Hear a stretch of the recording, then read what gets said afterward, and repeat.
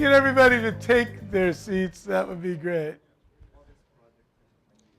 Okay. Okay. Arturo, please. Thank you, Mike. We have the yellow case.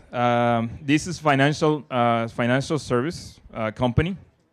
So this company have some insurance as their main responsibility. They also do some estate planning management, and also they created a new group, which is mortgage brokerage, right?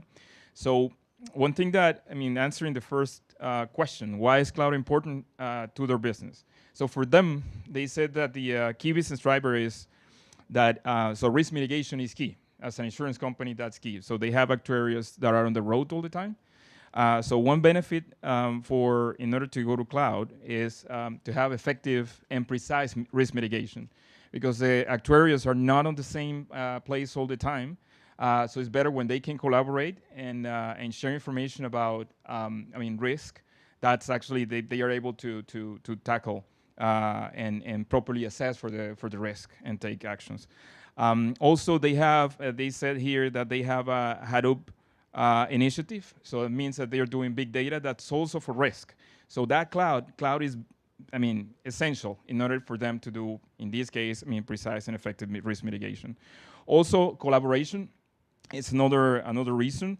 So the collaboration between actuaries, but also between, salespeople and agents that are on the road, right? Also, effective sales, right? It's another one. As they created a new group, right? So of a mortgage brokerage. So the fact that they can leverage the cloud in order to implement systems quickly, that accelerates the time to market, right? That's very, very important for them. So the ability to collaborate, to expand quickly, to have data residency. So they were acquired by a global company. So by using the cloud, it's easier in integration, because they can have, as a financial institution, have data that is resident in Canada, and have an architecture to connect and only share the information with the global company, right? In terms of the second question, what benefits will they realize? Of course. Like I said, effective risk mitigation, time to market. So by they're starting new business, they can actually be up and running, much quicker that way. The cost, at a lower cost, of course, because, they can do use software as a service and other as a service that allows them a utility model that, control the cost at the beginning, right? So there's also an effective sales force. So they have a lot of agents that are on the road. So they need online tools in order to, make that sales force more efficient. And when they're dealing with customers, right? Showing potentially, risk and potentially selling, mortgage, a mortgage alternative and all of that, right? And I think that's it. I don't know if there is any question. Thank you, Arturo. Thank you to the yellow group, Grand Insurance Financial. You guys have any feedback for Arturo and our financial folks? Or did he just do it the way that he was supposed to do it? You feel good about his plan? Some experience with a company that was doing remote sales. You have a sales team. One of the things to be wary of is, no matter what cloud or otherwise tools you're using, the adoption of CRM procedures in sales requires a high degree of cajoling, rewards, training, to kind of get them to follow a particular kind of process that you've built in place. And so one of the things to watch out for is that technology, from a technology perspective, there's a lot of different solutions out there, but getting people to use them is actually, especially in the sales perspective, could be challenging. I think from a change management perspective, that's one thing that we tend to focus on. That is your biggest obstacle. Change management. I mentioned earlier, whenever I ask people what their requirements are, they basically tell me exactly what they have and do today. If I recreate that, I'm not giving you any value. We're not changing anything. But then when we try to change things, we get resistance. And it's a real problem. So the tools today, one of the benefits that of cloud-based solutions, Alex, you mentioned CRM, for example, these are these solutions, if you think back to how we used to develop software, we would go in and understand your requirements, and then we would build it. Now with cloud, those organizations, whether it be a Salesforce, an SAP, an Oracle, whoever the big software providers are, Microsoft, they are taking all of their learnings over multiple decades, over thousands and tens of thousands of organizations, and they're building those the core functions or functionality into their software. And what cloud allows you to do is we've changed the dialogue from customization to configuration. Now, the key to that is through configuration, you're going to have options. And you're going to reduce complexity because you're not customizing the solution, and therefore it doesn't dovetail into challenges associated with integrations and upgrade path and training, et cetera, et cetera. There's a whole list. But from a change management perspective, we as business owners need to understand that we have to evolve our processes and how we operate and try to accommodate some of that built-in functionality, because then we create the win-win.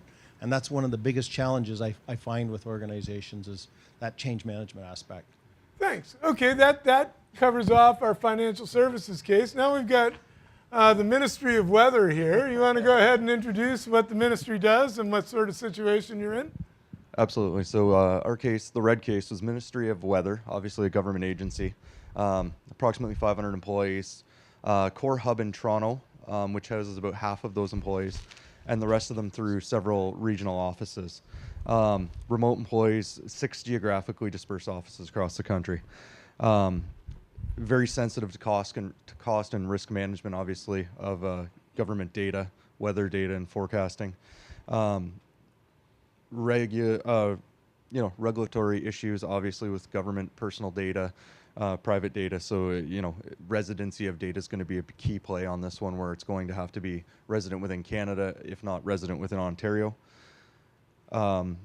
Also, remote work, they travel more than most ministries. So they're constantly bringing people in for training to the office in Toronto, and they run a higher travel cost than most other ministries. So really, cost savings would be the biggest benefit for them. I guess one other key point was they have not went to any cloud applications, and their current environment's aged. So they're primed to move to cloud, as they haven't recently made a large investment in owned assets. So they're on the verge of having to replace those assets, CapEx costs where they can use an OpEx cost if they go to more of a cloud model. And it's going to be more predictable costs for them, other than assets failing over time and having more unpredictable costs that hit at different times. So cost savings would be the biggest thing for them. And then high availability. So if they're on aged assets today, going to a cloud model is going to give them more high availability options, backup, disaster recovery options, with virtualization with cloud model. It's going to be able to reduce their travel with stuff like cloud applications, obviously like Microsoft Office 365 with Teams, going to allow them to have repositories to share data, share ideas easier than they did previously. Also with business apps like Skype for Business, GoToMeeting, those kind of applications are going to allow them to meet remotely and reduce heavy travel costs. Really potentially bandwidth savings at their core location. Also, if some of the applications can come out of that central location, there may be a bandwidth reduction possible at that site also. Really, I think that was the majority of the savings we've seen. Thank you. That's great. Thank you. Ian, can we get you to feed back to our Ministry of Weather? Absolutely. Here? That was great. Would it be fair to say, and you can probably just say yay or nay, that you guys have a lot of data at the Ministry of Weather? Yes? Do I see nodding or shaking of heads? Assume. Okay. So I think so. One of the things I would throw in there as maybe, and you mentioned sort of a data sovereignty angle, like keeping the data regionally, and you probably have a lot of data, so moving data tends to be extremely expensive, far more expensive than I think a lot of folks think. And there's something in the cloud world we call data gravity, and it's basically once you start to put a lot of data somewhere, it becomes incrementally far more expensive to put data elsewhere and far more inconvenient as you distribute your data. So you definitely have an incentive to kind of bring it into the same place. But one of the things I would suggest is that with cloud storage costs are one of those things that can really, as your data scales, they can scale linearly. And in some cases, if you add the cloud bandwidth to that, you can really end up in a cost management problem. But once you realize you're in a cost management problem, you've got so much data on that cloud that you're stuck. And that's what we call data gravity. So it's maybe strange for a cloud guy to be saying, beware the cloud in this scenario.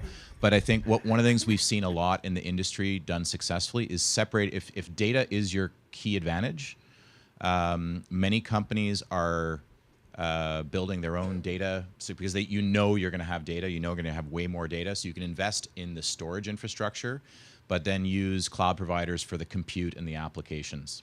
And there's a lot of really interesting situations where you can basically direct connect your storage to multiple cloud providers, keep your data in one place where you need it as the Ministry of Weather, but you can take advantage of multiple cloud providers at the same time. So that would be my little strategic piece of feedback.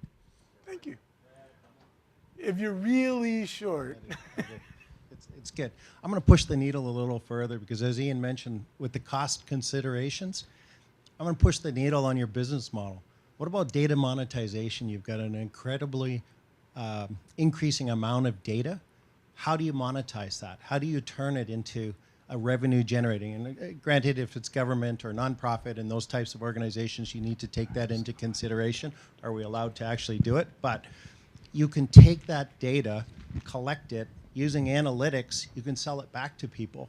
A variety of services. If you look at the agricultural industry and look at what they're doing over in Norway, they've got the highest yield per square foot in the world because they're starting to leverage data and emerging technologies, everything from drones and the Internet of Things, and there's a ton of opportunity out there. So I'll push the needle and leave it at that because I know we're pressed for time, but think about, we've got a bunch of information.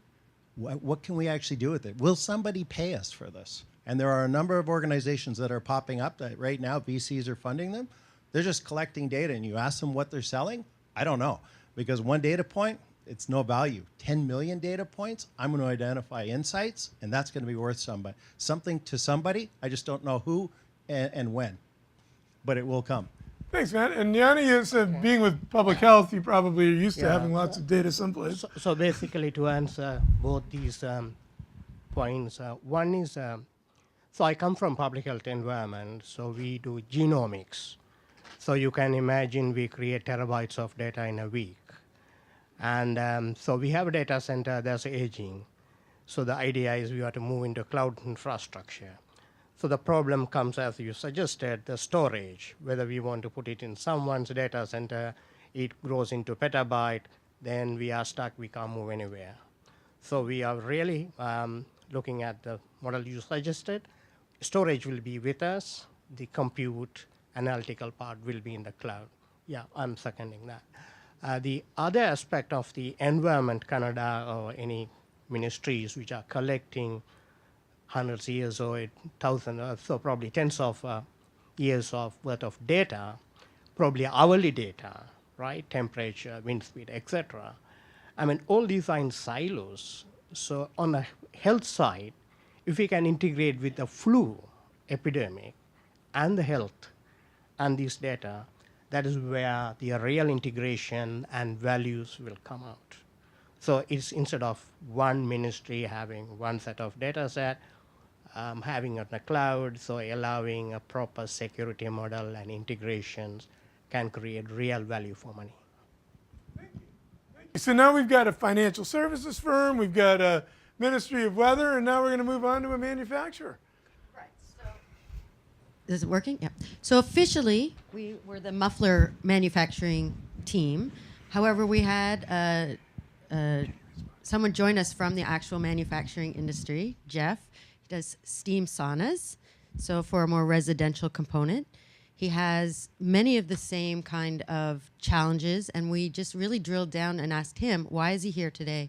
What is the drivers for him to move business to the cloud, and what benefits is he expecting to see?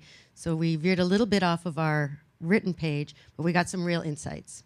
So he started with the sales and service. So of course, because these people are going out to many locations, it would be great if they had tablets where they could easily access the information about the sauna, create the invoicing right away, have the information about the purchasers and the owners of these units, have maybe barcodes on each unit so it can be scanned right away and have access to all that information. So that really speeds up the time, the amount of sales and service that can be done in a cycle. And all the information translated in real time back to the office so that it's all in both places. Also, he has manufacturing out in China. So if he can put all of his ISO and data information up into the cloud, they can have access to it from there. Yeah, so invoicing, barcoding, work orders, access, location, contingencies. And so then one of his questions he's having right now is, because he does work with local distributors and the dealers that do his work, that sell his saunas for him, he's wondering if now what the model should be to put his sales onto a website and go online with sales, and whether that would hamper or impinge on his dealers. So there's some discussion about that as well, whether to go completely online or remain in the model that he has now with the distributors. Thanks. That was great. Thank you for the real life case. That's terrific. Alex, you want to give us some feedback on that? Well, I mean, there's a lot of low-hanging fruit there, right? Like the second part about the e-commerce on your website, and then potentially competing with your resellers. I don't think those are exclusive of each other now. I think that companies that only resell through distributors or only resell online, I think there is a place to do both, because, you know, going online and having e-commerce used to cost hundreds of thousands of dollars, and again, there's so many different ways to actually do that now. For, you know, you can experiment.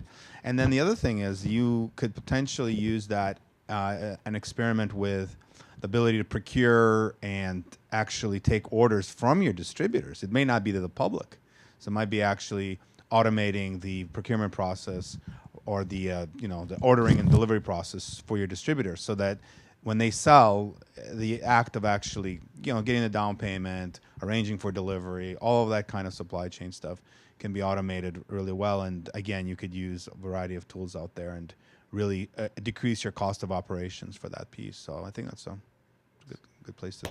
Thank you very much. Henry? Representing healthcare. Okay. Some of the it's 3 hospitals in Northern Ontario. They're amalgamating, only 350 people. That's practitioners, staff, and admin people. And the whole, when you look at the whole healthcare, we talked about the government part, pharmacies, the practitioners, the staff. You've got the patient in the middle, and they are spread out all over this Northern Ontario. So the issue is, how do they use technology better? Because right now that's pretty fragmented.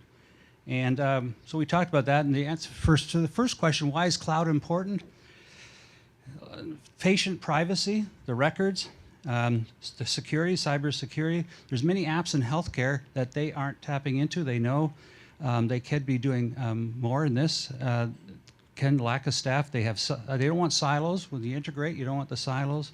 And again, few people. And a lot of data, as you touched on earlier, a lot of information that has to be accessed properly. So the benefits of cloud here, again, the first one would probably be coordinated records, be better part of the community, back to hospitals and LHINs in Ontario and the whole healthcare system. It'd be important to be part of the community, especially up north. Optimizing the time of the people that work there, and not just the doctors, but also the staff, because of the coordination it takes to do this. Again, the security of the patient data, better links between, say, pharmacies, government agencies, government ministries. Another key one would be mobile access for the staff. Because it's such a wide area across the whole geography, having mobile access for each of the staff, like St. Elizabeth Healthcare does with their nursing staff, it'd be important. And the last one, linking the coordinated sites would be probably easier to do, will be easier to do with cloud-based service rather than their own in-house. That's it. Thank you. Thanks to the Alvar group. One of you guys have some feedback here? Oh, Matt, you got. Yeah, that was great. Healthcare is one of those. How do I summarize this in 60 seconds or less? It's a big topic. So, privacy and security, PIPEDA, obviously, that's front and center. We always need to make sure that we've got that. We take that into consideration. When I think about the organizations that we deal with or that I'm dealing with, right from medical device manufacturers to cloud service providers, they're trying to work with the healthcare industry to integrate, collaborate, quicker time to value with information. If we're manufacturing whatever type of healthcare device, how do we get information quickly to doctors? And there's a number of technologies out there, like I mentioned, the Internet of Things. Like if you're thinking about scanning, healthcare industry is looking at outsourcing a lot of capabilities. They're looking at leveraging technology to go and do the preliminary scanning for doctors so that they will identify effectively the low-hanging fruit. There's a huge opportunity out there, but with PIPEDA, it's also very complex. And that one is not an easy topic to cover. You mentioned the healthcare practitioners. They are very mobile, and there's a ton of information out there that they can get at their fingertips. I think one of the challenges that we have with the medical practitioners is they don't want to be displaced, frankly. And when you look at artificial intelligence, that's another emerging technology which has huge opportunities in the healthcare industry to streamline their processes. And I would argue that it's not going to displace the medical practitioners. It's going to help them get rid of 80% of their low-hanging fruit workload so that they can actually make informed decisions. Thanks. And Matthew, you wanted to just as a healthcare IT guy, wanted to kick in. But one thing that's growing really fast right now at the University Health Network is patients having direct access to their own records. When you become a patient at UHN, you can get a code to go to My UHN, and you can see your blood results, all of your tests, everything that's essentially done to you at the hospital. And then when you go to your family doctor, you can actually show them to that. This is what happened. This is allowing the patient to be empowered with their own data. And right now, with the state of eHealth Ontario and everything, it's faster for you to actually show the doctor directly your own record than for them to try and query it from whatever hospital you're at. This is like empowering the patient to have access to their own health data, portability, all of that. That's a huge cloud benefit in the healthcare sphere that I think has a lot of potential to really grow. And it's really focusing the care back on the patient, not on how do you help the clinician, how do you help the actual customer. So much. That was great. All right, last case. Vinu, who you got?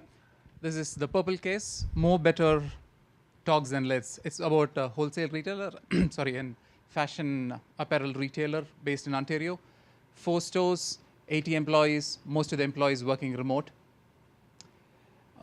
Upfront, I need to confess, we cheated a bit because we had Matt, the consultant, in with us, and and he advised us on the case. As with any fashion retailer, the core challenge the business has is how do you ensure that your inventory is always up to date, the seasonal changes, etc. And the second part is how do you engage better with your customers or your potential customers so that they know you and they come in, because obviously in a fashion retail sense, you need to come in and touch the product and see it. So there is the physical aspect to it, but how do you capture your potential customer base? How do you make yourself efficient? The first question is, that's where inventory management, supply chain management, make sure that you are right in time inventory. A name called Zara was used, but again, this is a small retailer. that's a similar change. In terms of how do you make yourself, market yourself better, currently the More Better actually uses Pinterest and Facebook. Can the cloud solution help better engage with across the different social media aspects of it? And also use advanced analytics. So how do you mine the customer data that you currently have, one, to predict where you need to talk about customer personae or consumer personae, how do we target them better? So those were the three areas, and the third area was being a remote business, 80% of the employees being remote, how can the communication solutions be better in terms of how do you talk to the warehouse and how do you ensure a right flow through of warehouse as well as business processes. So those were the three areas that we talked about: inventory management, better marketing, as well as third one is communication. Thank you. Sure. Ian, you got thank you. Ian, you got some feedback for our Purple group? This is a topic I think is that's interesting because we have we have a few startups in this space in Canada that actually are trying to attack some of these problems. One is Lightspeed Retail. I don't know if anybody here has heard of Lightspeed, but they at some point many years ago managed to get something like 30% of all stores in Soho in New York, all fashion retailers, right? And they sort of eventually built they'd started with a POS system to help with the in-store experience, and then they eventually built a cloud product to help sell. So the good news is a Canadian, there's Canadian made options for that.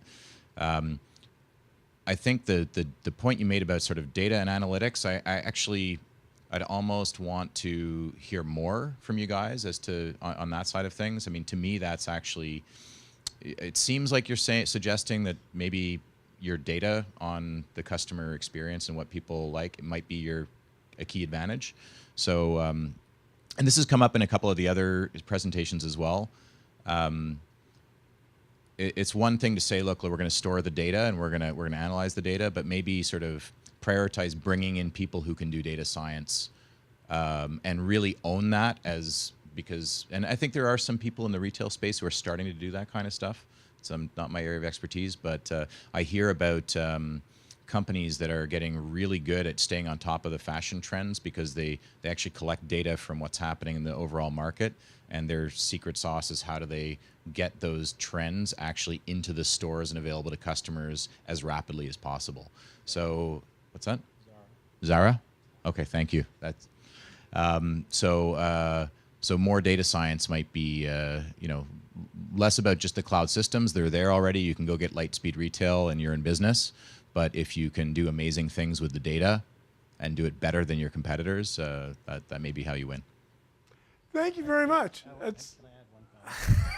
wanted to add one. So I just, this is what I do. I push the needle. I want to push the needle and think about how our business model works. So we're looking at traditional apparel distribution. What about incorporating, looking down the future? It's not going to happen on Monday, but when we start looking down the road, tie in virtual reality. When we think about that shopping experience, virtual reality and 3D printers, those are not that far off. I may not have to leave my living room. I can pull it up with my virtual reality. I can see how my suit fits. I might have a 3D printer, and it's right there. It's done. Or I've got some sort of a scanner that talks with all that information goes back to the distribution center. And actually, thank you. That was great. And actually, you can hear more about that end of day tomorrow. As Alex prepares to give us the last word, if I could get you guys to, there will be a quiz on this at the end of the day, so please take this part seriously. I notice a lot of you are taking notes. If you could jot down 1 or 2 notes from anything that you've heard through the course of this session, anything that you've learned that will be helpful to you when you go back to your desks next week, or if you're off for the holiday season next year, and just jot that down, that would be great. We will be asking you about it end of day, so you want to have something smart to say there. And Alex, if you want to just provide one last smart thing while these guys are jotting that down, that would be great. So we made some assumptions that there's a lot of good data infrastructure for this small retailer of 80 people. I'm not sure it's worth to actually make that assumption, because in my retail experiences, for the most part, there's very little data collected from a customer. So you actually might want to look and double down on, for example, do you even collect an email address from a customer? And if you do collect an email address, your investment in actually doing email marketing to market your latest trends will be much better than your social media marketing. Thanks. As it happens, marketing automation payback on forums is the highest of anything in there. Great big thank you to our panel. Thank you so much for that. That was great. Okay, if you guys could write down 2 things from this session that you'll use in future.